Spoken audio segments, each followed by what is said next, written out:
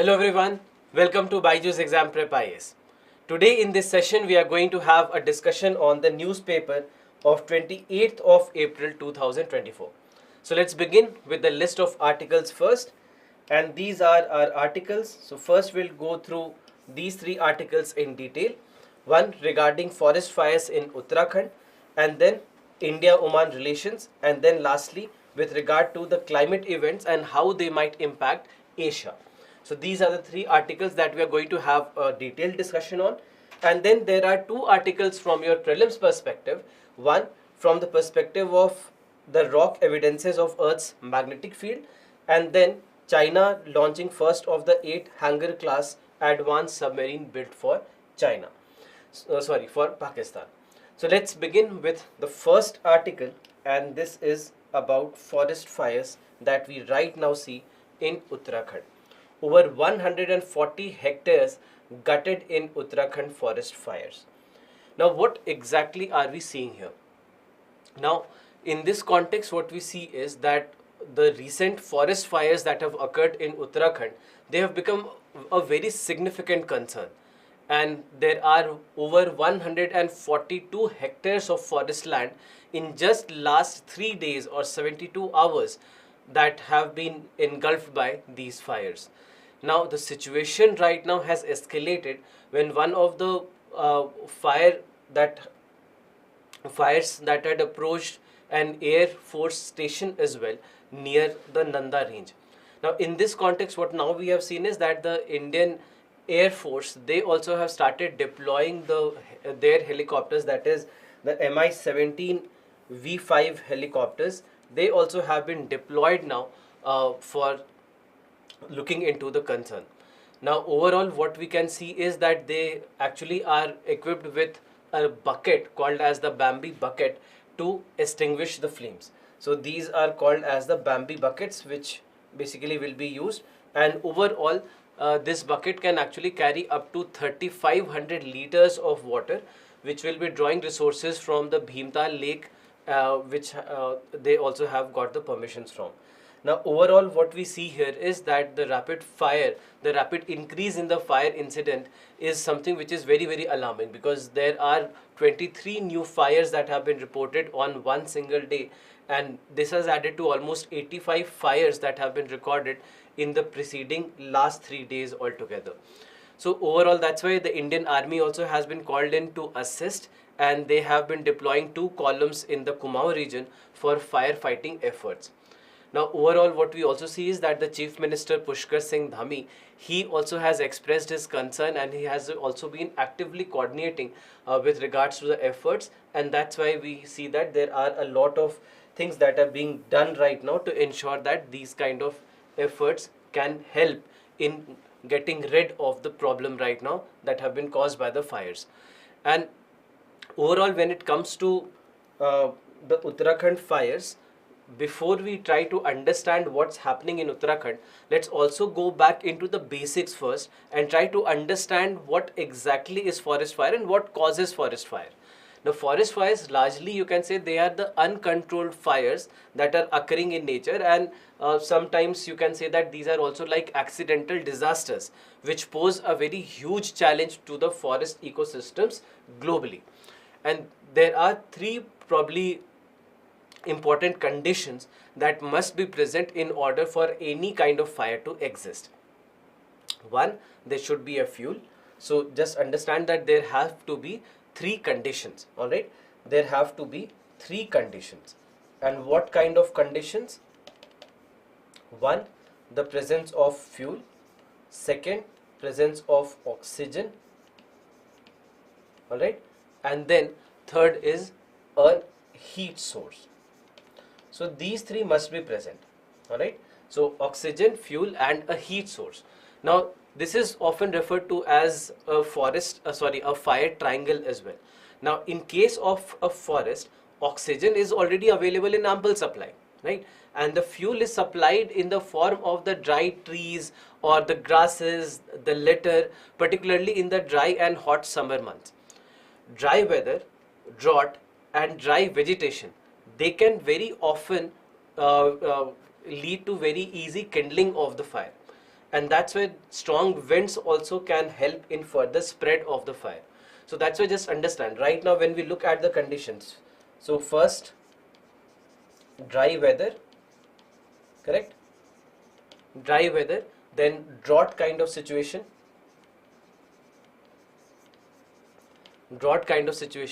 and then after that you can say dry vegetation. So, and adding to this, when you have winds which are strong winds which are blowing in these areas, they actually can lead to the spread of this fire. Now, overall, when it comes to the understanding of this fire, we have to understand what sparks this fire. First and foremost, when it comes to, there was a report that was published in 2019. So in this report, what basically was said is that in India, 95% of the forest fires are caused by humans. Very often grazers would set fire to the dry grass in the hopes of encouraging the cultivation of new grass altogether. Now, in this particular scenario, we also see that the slash and burn and shifting cultivation, this also uses fire. Now, apart from that, there are unattended campfires, burning of waste, even lit cigarette stubs. All these can also be leading to the cases of lighting of fires, and there are some criminal intent as well, where we see that there are all these kind of man-made causes. At the same time, there are natural causes also, which include the rubbing of dry trees, or maybe the bamboo, or the spark which is set off by stones or lightning sometimes. So overall, if we think of the causes of forest fires, so causes of forest fires you can think of two ways. Either they can be natural or they can be human. So if we look at the natural causes first, one of the natural causes, so if we look at the causes, so causes wise, first can be natural, alright, first can be natural. So if we look at the natural causes, first can be lightning, alright. So when it comes to lightning, what we basically see is that in case of lightning, it is one of the most common natural causes. And when lightning strikes, the intense heat can actually ignite the dry vegetation, and that is something that can lead to the forest fire. So that's why lightning becomes one cause. Then after that, we also see that volcanic eruption can also become a reason. Volcanic eruption can also become a reason. The lava or the hot ash from a volcanic eruption, it can also start forest fires by setting the surrounding vegetation. In case of this situation, they can set the surrounding vegetation on fire. So naturally we see that these two are the most prominent causes. But when we come to the human factors, when we look at the human factors, so then in that case, many a times we see that unattended campfires, as it has been listed above also, it can be a very big cause. Campfires which are left without properly extinguishing, it can start igniting the flammable material nearby, the dry leaves or shrubs, etc. And then from there on, forest fires can actually be, they can start to spread from there. So that's why just remember that one can be unattended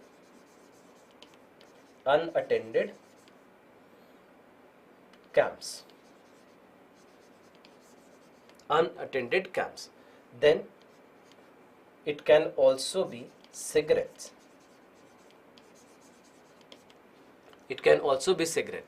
And what we have seen is that discarded cigarettes that are still lit, they can also set dry leaves and grass on fire, and it can start a fire from there on. Then after that, we see that burning of the debris also sometimes can be a reason. People burning the debris in their yards or farms, they can accidentally start a wildfire, and if the fire spreads out of control, then in that case it can lead to a forest fire. So that's why burning of the debris, burning, you can say household debris.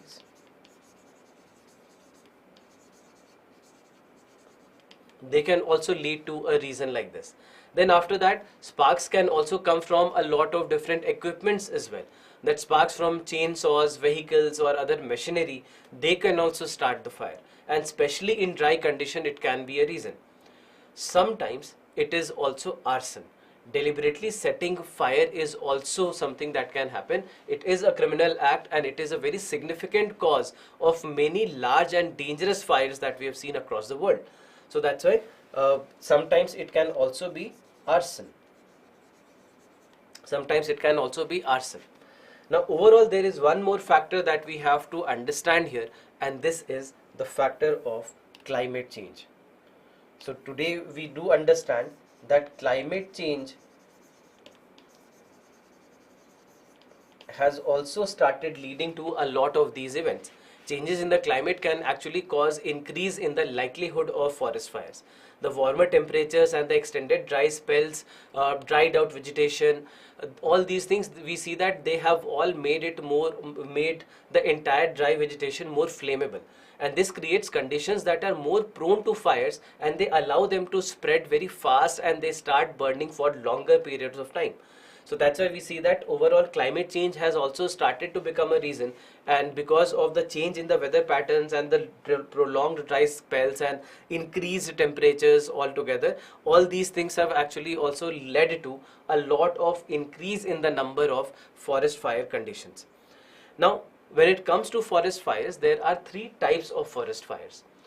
Alright, so there are three general types of forest fires, and this is depending on their environment, the behavior and the materials that are available to burn them. The first one is called as ground fire. Now in case of ground fire, these fires, they burn on or below the forest floor. They could consume organic material like peat and the root systems, and they would smolder and they can persist for days or weeks, and very often without you can say producing much of the flame, but generating a lot of smoke. So that's why ground fires, they are notoriously very difficult to extinguish as well, especially if we want to extinguish them completely, and they can actually rekindle surface fires also under some right conditions. So that's why we see that these are fueled by buried or dead vegetation such as peat, and they move slowly underground, and they are very difficult to extinguish if the fire is abundant, and that's why they can last for months or even years. So what will happen is that the ground will be burning and it will not be able to control it. Then after that we have surface fires. Surface fires basically would burn through the surface litter or grass or some of the low shrubs, and they are the most common type, and they can vary in their intensity. The low intensity surface fires, they might only burn maybe the leaf litter or the fallen branches, etc.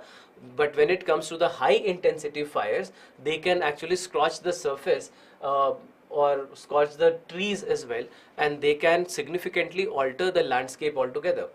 And the speed and the direction of these fires, they are very often influenced by the wind, the slope and the type of condition that are available as you can say the fuel in this particular scenario. So that's why these are forest fires. So they are fueled by the surface detritus such as fallen leaves, twigs and dry vegetation, and they are generally the easiest to extinguish. So in this context, these are surface fires. And then lastly we have crown fires. Now these are among the most dramatic and dangerous kinds of forest fires. The crown fires, they spread very rapidly by wind, and they can leap across tops of the trees as well. That's why crown, because the tops of the trees are also affected, and they occur when the surface fires, it starts to climb up. It starts to climb up into the canopies of the trees, or when the intensity and the heat that is generated that generate their own wind system, they start propelling them to move forward. And the crown fires, they are very intense, and they can produce massive flames and kinds of embers that can travel very long distances, and they can start new fires as well. So that's why in this context, when it comes to Crown fires, they burn in the tree canopy, and they are the most dangerous type of wildfire, and they can actually spread very rapidly. That's why crown, because the top of the trees also, they are also burning, and then it can just go on. Now in this context, when we are talking about Uttarakhand, you'll see that in the article also two parts have been mentioned, the Garhwal and the Kumaon division. So when you look at the district wise map of Uttarakhand, you will see that Uttarakhand is divided into two parts. One, the Kumaon division, where you have all these districts, and then you have the Garhwal region, where you have the other set of districts. Now Uttarakhand is particularly vulnerable to forest fires, and this is due to a lot of different factors. So understand some of these things when it comes to the forest fires in Uttarakhand. So this data representation, it shows you how many forest fire incidences we have seen in the past few years, and this is the data that was published by the Uttarakhand Forest Department. Now there are a lot of problems or the problems that are causing forest fires in Uttarakhand. First, there are some of the ecological characteristics that we see here. The forests in Uttarakhand, particularly those in the northwestern Himalayas, they have very high concentration of pine trees. And pine needles shed from these trees, they accumulate on the forest floor and create a very thick layer of very highly flammable material. And during the summer months, the dry conditions and the abundance of these pine needles, they make the forest very highly susceptible to forest. So that's why first thing you can say it is related to the pine trees that we have here. Alright, so pine trees, they become a very crucial reason why these occurrences are very common in Uttarakhand largely. So that's why, especially just remember that when it comes to the summer months, the dry conditions and the abundance of these pine needles, they make the forest very highly susceptible to the fires in these months particularly. Then also the proximity to the human settlements.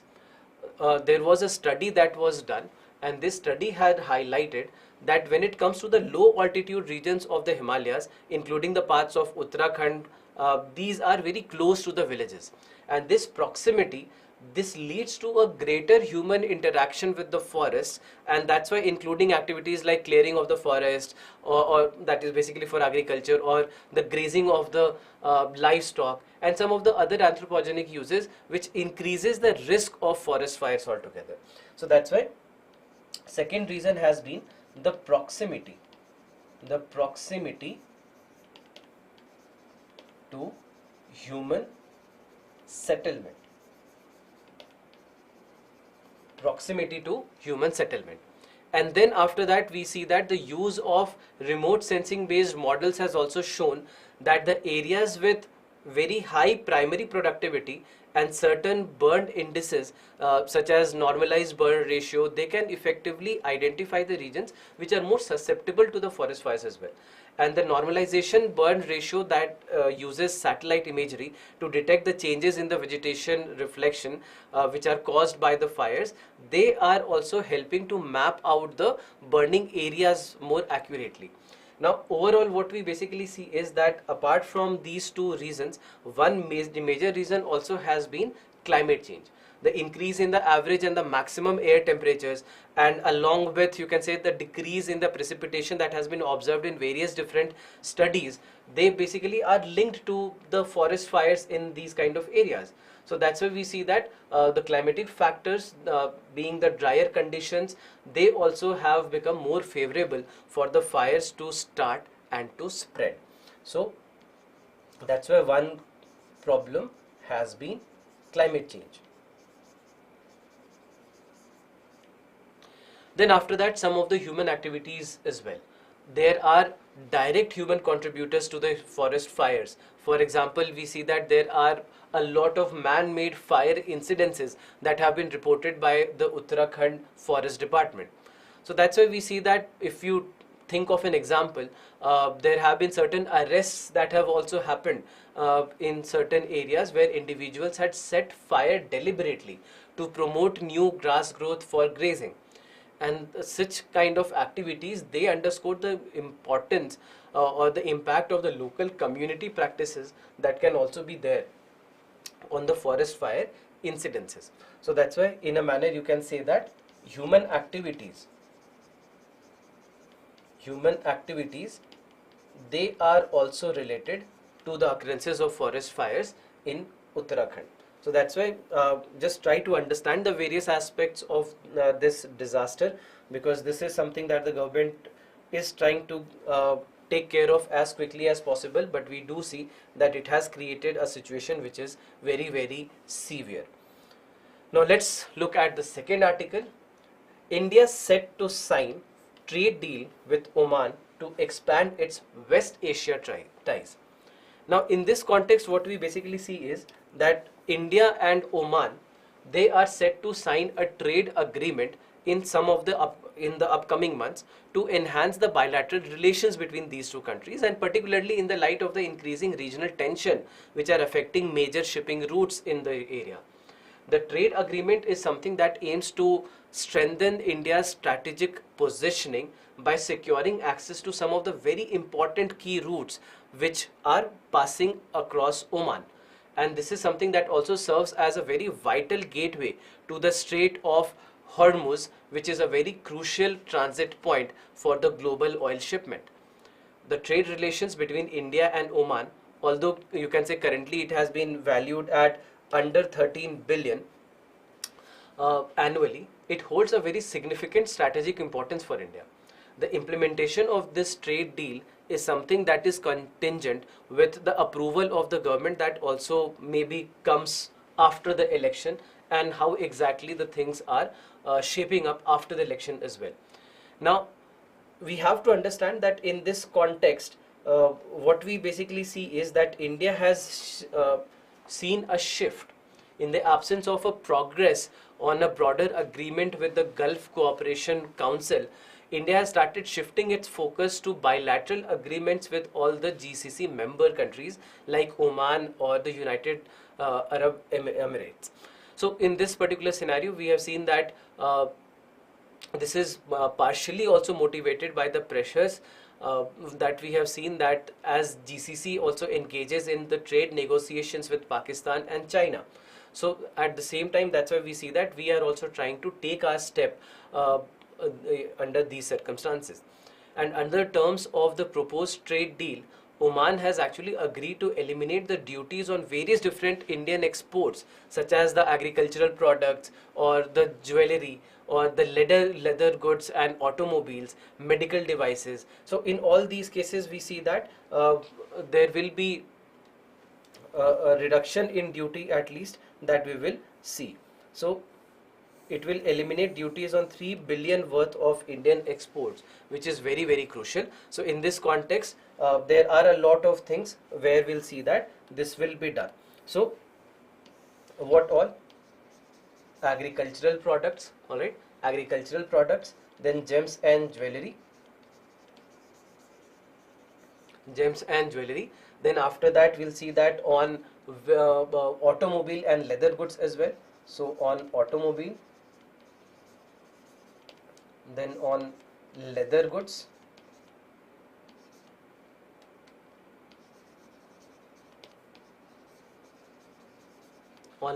as well. Then after that, for medical devices also we'll see this. For medical devices also we'll see this. And then after that, some of the engineering products and textiles also. So let me write that as well: textile and engineering goods. Correct? So there are all these that we'll see. And conversely, we see that India will try to reduce the duties on some of the specific imports from Oman, including a lot of things like petrochemicals, aluminium, copper, while trying to impose some caps on the quantity of these imports. So overall, that's why we see that there are all these cooperations that we probably will see between India and Oman. Now in this context, we are also talking about the GCC. that India, you'll see that in the past couple of years, India has tried to reach out to the GCC countries, and India has tried to maintain a better relation with a lot of countries which are belonging to the Gulf Cooperation Council. So as you can see that these are the countries which are a part of the Gulf Cooperation Council. These are the 6 countries: Oman, Qatar, Bahrain, Kuwait, Saudi Arabia and UAE. So these are the 6 which are called as a part of the Gulf Cooperation Council. Now, when it comes to the Gulf Cooperation Council, you have to understand that when it comes to India's foreign policy towards the West Asia, particularly in relation to Israel, what we basically see is that Israel and Palestinian territories, we see that when it comes to the Gulf Cooperation countries, it showcases a very, very important blend of self-assurance, strategic balancing that India has tried to do. Now, in this context, when it comes to India has been trying to manage a very nuanced approach for trying to normalize the relations that we have with Israel, while continuing the historic support that we have shown for Palestine. And this dual strategy, it allows India to maintain and strengthen its geopolitical and economic ties with both the sides. Now, what we see is that when it comes to the GCC nations, Saudi Arabia, UAE, Oman, Qatar, Bahrain, Kuwait, these are very crucial to India, not only because they supply nearly half of India's energy requirements, but they also are very, very crucial because there are almost 9.5 million Indian people who are residing in these countries. So that's why, to understand where we see their importance, first we know that almost 55% of our energy requirements are fulfilled by these countries. Then what we know is that there are almost 9.5 million Indians who are there in these countries, and these nations, that's why they are very key contributors to India's remittances that we see, which amount to approximately $125 billion annually, which makes them very vital economic partners. And India's, so just remember, $125 billion. Now, in this context, what we see is that when it comes to India's export markets and the capital inflows from these countries, they are also very robust and they are only growing.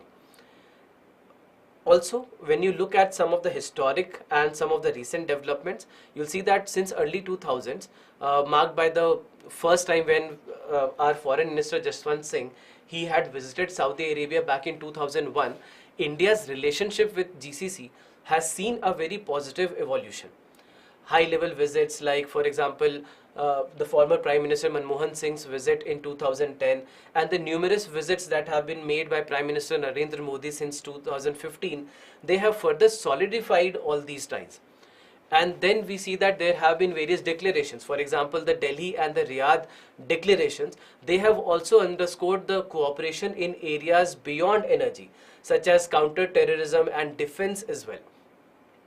And then at the same time, we have to look at the changing dynamics with Pakistan as well.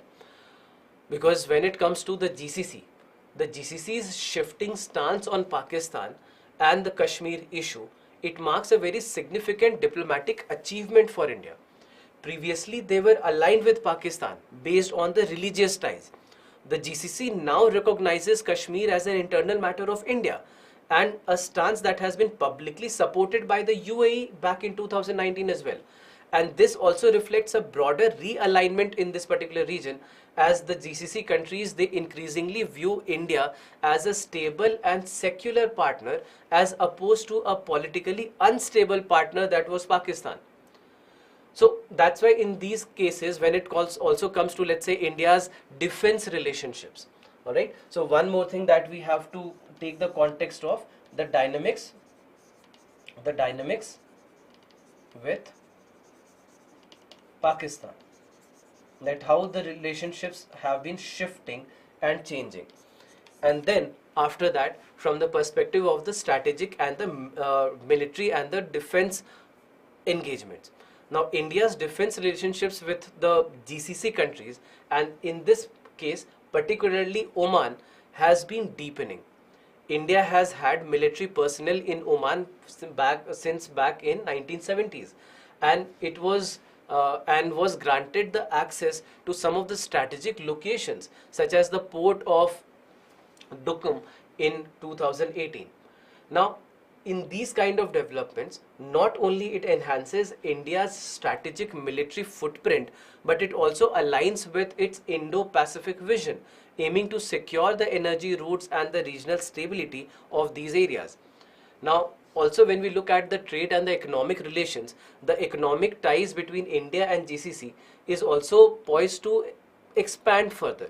The bilateral trade now has been nearing almost $170 billion, and the GCC's interest in also diversifying its economic engagement beyond the Western markets.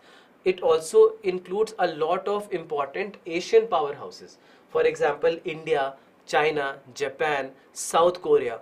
We see that there are all these things that we are seeing. So that's why in this context, just remember that first thing about the defense cooperation that we have seen, and also when we look at the trade and economic partnership. Alright, the trade and economic partnership, where we see that the bilateral trade is going beyond $170 billion now, and at the same time we see that the GCC countries, they also want to expand. They want to expand beyond the Western markets.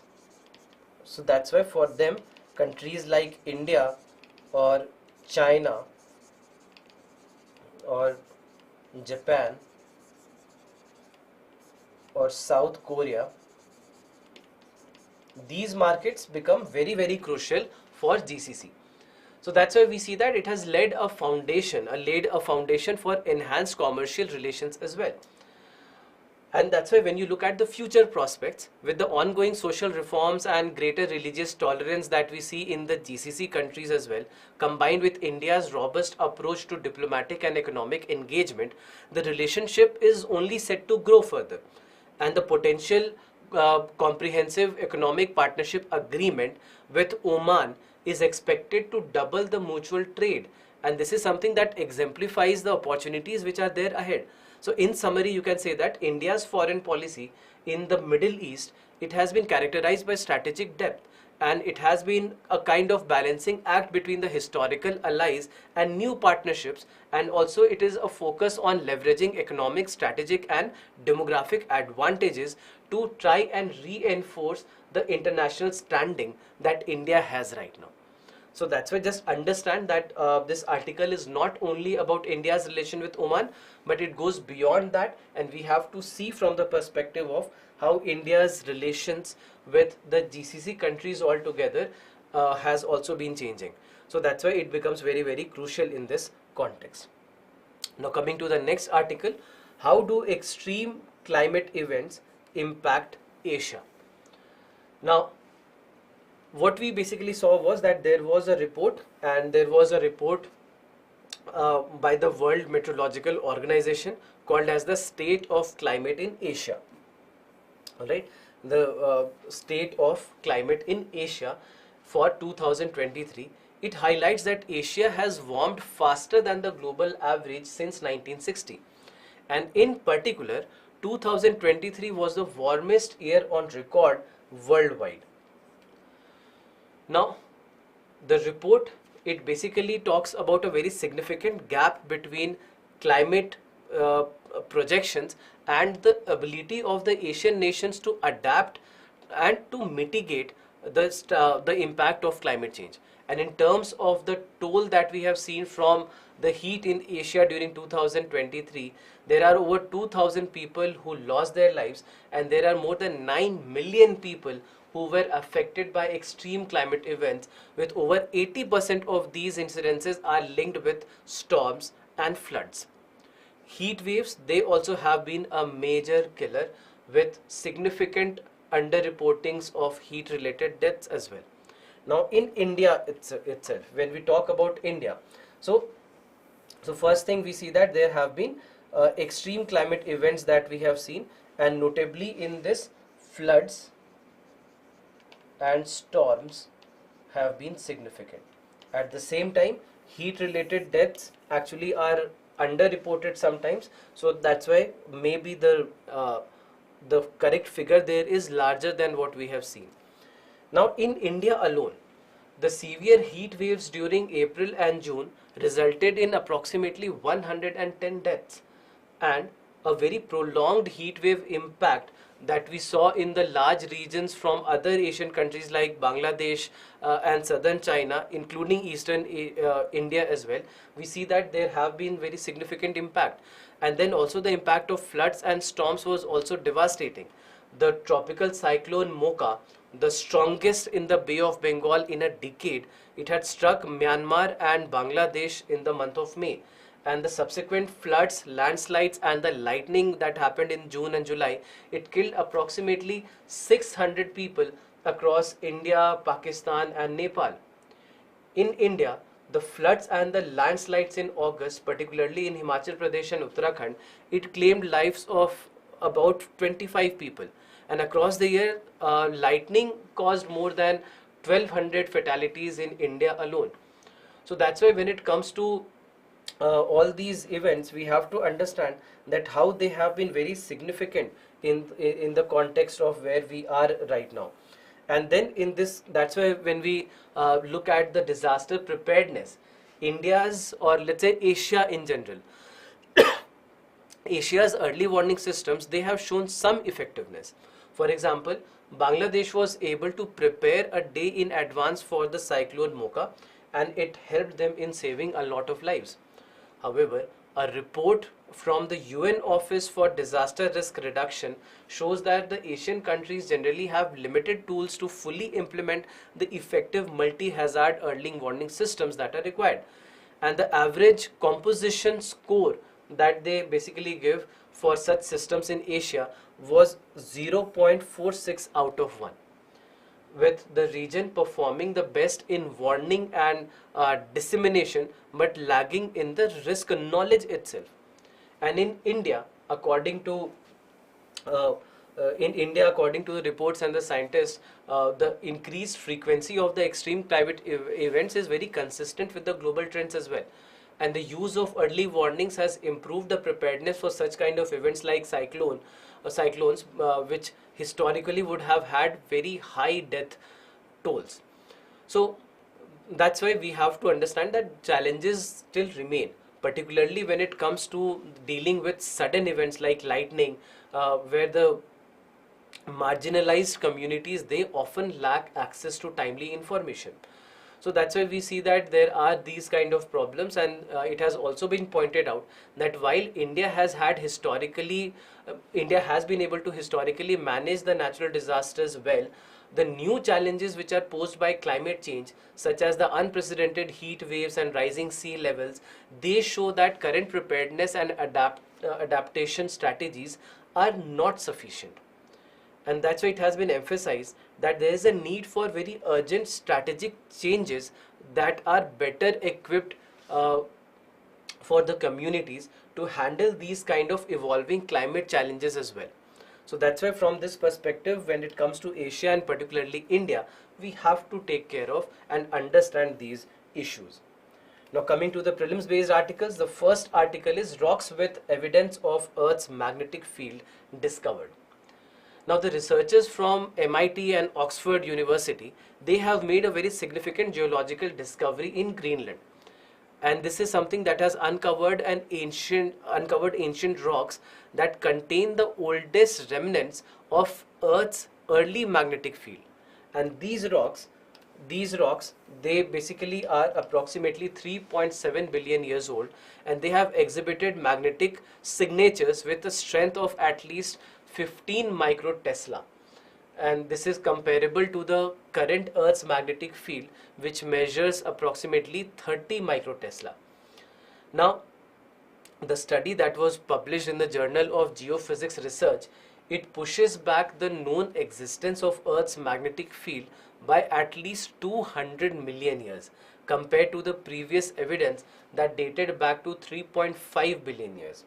So that's why you can say that now it has been shifted, or you can say that it pushes back to 3.7 billion years. Initially it was believed to be 3.5 billion years, but now you can say that these studies, they are saying that it would shift it by 200 million years. Now this extension is very crucial, as this suggests that Earth's magnetic field could have been protecting the planets from harmful solar radiation and helping to maintain a life-sustaining atmosphere much earlier than previously thought. And the rocks, they are sourced from the southwestern Greenland areas, and in this particular scenario, they basically, you can say that the researchers, they focused on the iron formation, the banded iron formations, which is a type of rock that forms layers of iron rich and silica rich stripes.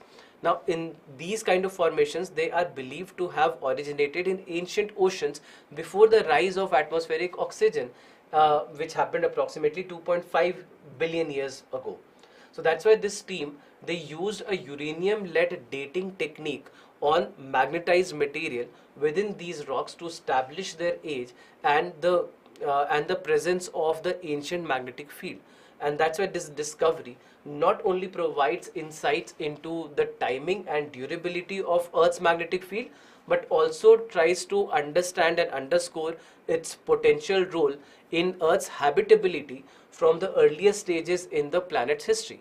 And that's why when it comes to the ancient magnetic field, being as strong as it was, likely it played a role, a very crucial role, in protecting the early Earth and making it conducive for the development of life. So that's why these discoveries, they can be very crucial from this perspective. Now lastly, China launches first of the 8 hangar class advanced submarines built for Pakistan. Now what we have seen is that when it comes to the hangar class submarines, you might know that even during the 1971 war between India and Pakistan, Pakistan had used these submarines even back then. Now what we basically see here is that China has initiated the delivery of the first out of the 8 hangar class submarines to Pakistan, making a very significant step in enhancing their military cooperation. And this development is a part of a broader agreement between Pakistan and China, where China will supply Pakistan with all these advanced submarines. And these submarines, they boast very sophisticated stealth capacities as well, which are equipped with very, you can say, cutting edge weaponry and some of the sensors which are designed to perform in very diverse threat environments as well, and to engage the targets from very long distances. So that's why this is something that is crucial from this perspective, that it is going to play a very crucial role in the submarines in reinforcing the maritime security and regional stability as stated by Pakistan. Now it was also noted by Admiral Ashraf that when it comes to this cooperation, this project is not only something that strengthens the enduring Pakistan-China friendship, but it also enhances the military collaboration between the two nations, as was stated by him. So just remember one thing, that we are talking about hangar class submarines, which have been very, very crucial part of Pakistan's maritime defense for a very long time. Now coming to the mains questions for the day. First is, evaluate the effectiveness of India's current forest fire management strategies in the light of the recent devastating fires in Uttarakhand. So you have to talk about the kinds of forest fires, what is happening with the forest fire, and what are the basic mitigation strategies that we should have when it comes to forest fires, and what is being done by the government to mitigate these fires. So this is what the first question is about. And when it comes to the second question, discuss the implications of the 2023 State of the Climate in Asia report by World Meteorological Organization on India's disaster management strategies. So here you have to talk about how historically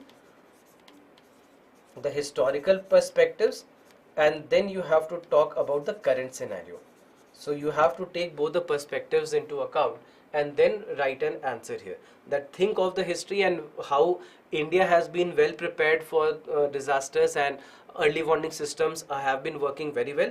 But now the problems of the climate change and how climate threats are posing new kinds of challenges, how they have uh, made all these things very difficult, and that's why there are new ways and effective ways that have to be devised to ensure that we can also counter the problems of the present and the future. So this is how you have to write this answer. So this brings us to the end of today's session. Thank you very much for being here.